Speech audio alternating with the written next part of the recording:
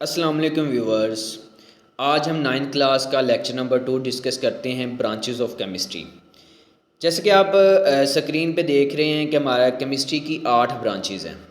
तो इनको हम वन बाय वन डिस्कस करते हैं। इनकी डेफिनेशन देखेंगे, इनका स्कोप देखेंगे, इनकी कोई प्रॉपर्टीज़ है वो देखेंगे और इनको एग्जांपल के साथ आपको मैं समझाने की कोशिश करूँगा। जी, फिज़िकल केमिस्ट्री क्या है? The branch of chemistry that deals with the relationship between composition and physical properties of matter along with the changes in them. इसमें हम रिलेशनशिप को डिस्कस करते हैं। किसका रिलेशनशिप है? कंपोजिशन का और फिज़िकल प्रॉपर्टी ऑफ मैटर का। अब ये जो कंपोजिशन है और फिज़िकल प्रॉपर्टी, ये क्या चीज़ होती है? ये जो कंपोजिशन ये होती है कि piece of matter made up of which atoms, मतलब जो मैटर है, किसी भी पीस ऑफ मैटर है वो किन किन एटमों से मिलके बना है, तो वो उसकी क्या होगी? कंपोजिशन होगी। जैसे कि मैंने नीचे मिसाल दी हुई है वाटर की, H2O, ये किससे मिलके बना है? हाइड्रोजन एंड ऑक्सीजन से। तो ये इसकी क्या होगी? इसकी कंपोजिशन होगी। सेकंड नंबर पे जो टर्म है वो है physical properties. Melting, boiling point और इसके अलावा और भी काफ़ी फिज़िकल प्रॉपर्टीज़ होती हैं। तो ये जो फिज़िकल प्रॉपर्टीज़ होती है, जो मेल्टिंग एंड बॉइलिंग पॉइंट होता है, ये डिपेंड करती है कंपोजिशन ऑफ मैटर पे। जिस तरह की आपकी कंपोजिशन होगी उस तरह की आपकी फ़िज़िकल प्रॉपर्टीज़ होगी। ये नहीं हो सकता कि आपके कंपोजिशन और आपकी फ़िज़िकल प्रॉपर्टी कुछ और आए, आपका मेल्टिंग एंड बॉइलिंग पॉइंट कुछ और आए, बिल्कुल भी नहीं, स्पेसिफिक होगा। इसके अलावा जो फिज़िकल केमिस्ट्री है ये हमें स्ट्रक्चर ऑफ एटम के बारे में भी बताती है, फार्मेशन ऑफ मॉलिक्यूल्स के बारे में बताती है और behaviour of liquid, solid and gas के बारे में भी बताती है। तो ये छोटा सा तारुफ था फिज़िकल केमिस्ट्री का। थर्ड नंबर पे हम देखेंगे ऑर्गेनिक केमिस्ट्री। सेकंड नंबर पे जी, ऑर्गेनिक केमिस्ट्री क्या होती है? इसमें हम स्टडी करते हैं 3 चीज़ों को। कोवलेंट कंपाउंड, जिसको हम ऑर्गेनिक कंपाउंड भी कहते हैं, हाइड्रोकार्बन्स एंड देयर डेरिवेटिव्स। सबसे पहले देखते हैं ये जो ऑर्गेनिक कंपाउंड है, कोवलेंट कंपाउंड क्या होते हैं। इसमें जो होता है मेजर एसेंशियल हमारे पास होती है कार्बन। जैसे कि मैंने नीचे एक आपको समझाने के लिए एक लिखा हुआ फार्मूला एसिटिक एसिड का CH3C डबल बॉन्ड OH, जिसमें हम देख सकते हैं जो कार्बन है इसको हम एज अ मेजर के तौर पर ले रहे हैं, एज अ एसेंशियल है हमारे पास। तो ये हमारे पास ऑर्गेनिक कंपाउंड होगा। सेकंड नंबर पे हमारे पास है हाइड्रोकार्बन्स। हाइड्रोकार्बन भी नाम से ज़ाहिर है हाइड्रोजन एंड कार्बन्स, जिसमें ऐसा कोई भी आपका एलिमेंट, आपका कंपाउंड जिसमें कार्बन और हाइड्रोजन हो। नीचे एग्जाम्पलें भी हैं। अल्केन देखो, CH4 है, सिंगल बॉन्ड इसमें है और इसमें कार्बन भी है और हाइड्रोजन भी है। Alkyne double bond CH2 double bond CH2। Alkyne CH triple bond CH। तो ये हाइड्रोकार्बन की एग्जाम्पलें हैं। थर्ड नंबर पे आता है डेरिवेटिव्स। डेरिवेटिव नेम से ज़ाहिर है ड्राइव। कहाँ से ड्राइव हो रहा है? ऑर्गेनिक कंपाउंड से हो रहा है, हाइड्रोकार्बन से ड्राइव हो रहा है।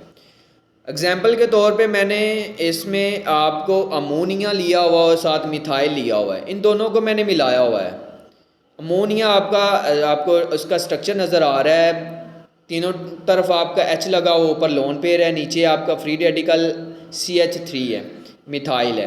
तो ये जब मिलेगा, ये जो CH3 जब उसकी जगह है जहाँ तीर लगा हुआ, जहाँ जाके रिएक्ट करेगा, जहाँ जाके अटैक करेगा, तो वहाँ से हाइड्रोजन को रिमूव करके खुद अटैच हो जाएगा। तो ये हमारे पास न्यू बनेगा, वो हमारे पास बनेगा मिथाइल अमाइन। तो ये ड्राइव हमने किया है ऑर्गेनिक कंपाउंड से, मतलब अमोनिया को और मिथाइल को मिला के मैंने मिथाइल अमाइन बना दिया, मतलब मैंने ऑर्गेनिक कंपाउंड से मिथाइल अमाइन बनवाया। तो हमने डेराइव किया है, इसको हम डेरिवेटिव्स कहेंगे।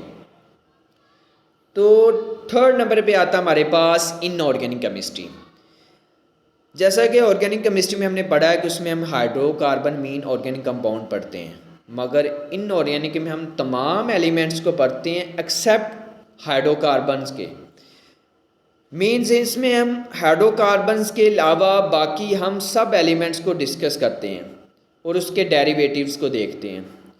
अब ये जो केमिस्ट्री की ये ब्रांच है, ये इंडस्ट्रियल लेवल पे काफ़ी इस्तेमाल की जाती है। कौन से केमिकल इंडस्ट्री में इस्तेमाल की जाती है? जैसे कि ग्लास, सीमेंट, मेटलर्जी एक प्रोसेस होता है जिसमें हम मेटल को एक्सट्रैक्ट करते हैं ओर से, और क्या होता है कि नेचुरल अकरिंग सॉलिड मटेरियल होता है जिसमें मेटल और इसके अलावा और भी काफ़ी जो प्रोडक्ट उसको हम एक्सट्रैक्ट करते हैं अपने इस्तेमाल के लिए। फोर्थ नंबर पे हमारे पास आ जाती है बायोकेमिस्ट्री। जी बायोकेमिस्ट्री क्या होते हैं, नाम से बायो मीन लाइफ, केमिस्ट्री आप लिविंग थिंग्स कह सकते हैं। It is a study of structure, composition and chemical reaction of substance found exist in living organism. मतलब कोई भी सब्सटेंस जो लिविंग ऑर्गेनिज्म में होती है उसका स्ट्रक्चर डिस्कस करते हैं, उसकी कंपोजिशन डिस्कस करते हैं और उसके केमिकल रिएक्शन को देखते हैं। मिसाल के तौर पर कार्बोहाइड्रेट्स को लेते हैं, ग्लूकोज, देखें इसका स्ट्रक्चर लिखा हुआ है C6H12O6। कंपोजिशन देखें तो हमें पता चल रहा है इसमें कार्बन है, हाइड्रोजन है एंड ऑक्सीजन है। और केमिकल रिएक्शन देखें तो हम कह सकते हैं एक रिएक्शन लिविंग ऑर्गेनिज्म में कौन से देती है, कैटाबलिज्म देती है, एनाबलिज्म देती है, कोई भी देती है। उसके अलावा इसका स्कोप देखें तो ये मेडिसिन इंडस्ट्री में इस्तेमाल की जाती है, फूड साइंस में और एग्रीकल्चर लेवल पे इस्तेमाल की जाती है। फिफ्थ नंबर पे हमारे पास आ जाएगी इंडस्ट्रियल केमिस्ट्री। इसमें हम क्या करते हैं, इंडस्ट्रियल नाम से हो रहा है जिसमें हम कोई चीज़ मैन्युफैक्चर करते हैं। क्या मैन्युफैक्चर करते हैं, इसमें हम मैन्युफैक्चरिंग करते हैं chemical compound at commercial level. Commercial level पे जो केमिकल कंपाउंड को हम मैन्युफैक्चर करते हैं उसमें उसको हम इंडस्ट्रियल केमिस्ट्री कहते हैं। ये जो केमिकल्स है ये कौन कौन से हैं, oxygen, chlorine, ammonia, caustic soda, nitric acid and sulphuric acid ETC। लेकिन जो हम इन केमिकल को क्यों मैन्युफैक्चर करते हैं, बिकॉज ये इंडस्ट्रियल केमिस्ट्री के अलावा ये और भी काफ़ी सारी इंडस्ट्रीज़ है जहाँ पे ये केमिकल इस्तेमाल किए जाते हैं, like fertiliser, soap, textile, agriculture, paints, paper ETC। जी सिक्स नंबर पे हमारे पास आ जाएगा न्यूक्लियर केमिस्ट्री।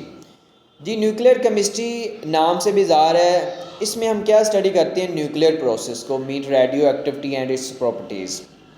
अब जो रेडियो एक्टिविटी क्या होती है, नेचर में कुछ जो एटम्स होते हैं वो हाईली अनस्टेबल होते हैं, वो अपने आप को स्टेबल करने के लिए कंटिन्यूसली रेडिएशन को एमिट करते हैं। ये जो रेडिएशन होती है इनको हम रेडियो एक्टिविटी कहते हैं।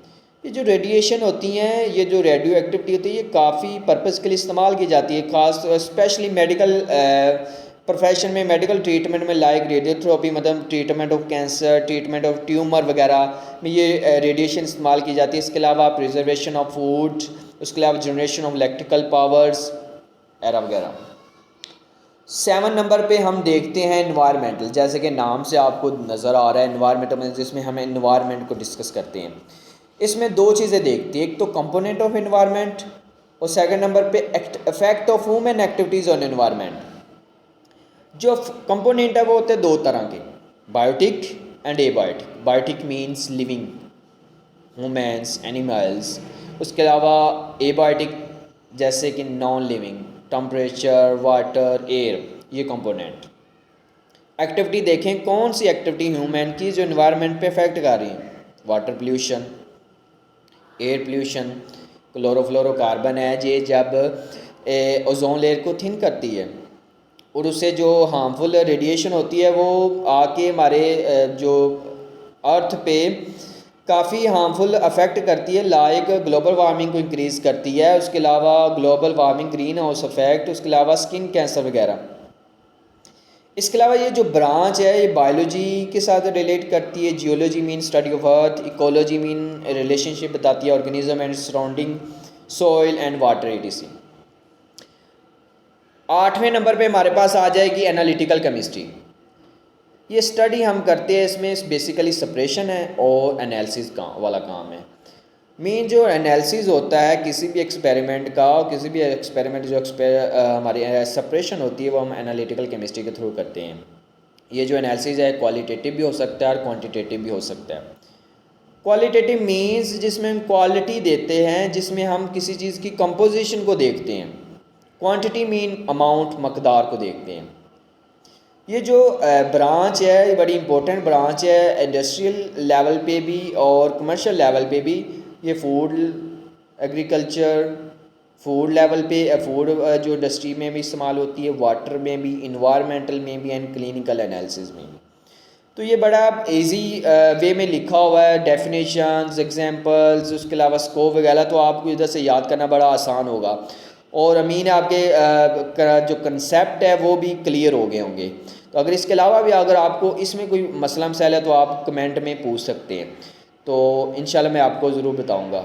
इंशाल्लाह अगले लेक्चर में मुलाकात होती है। अल्लाह हाफिज़।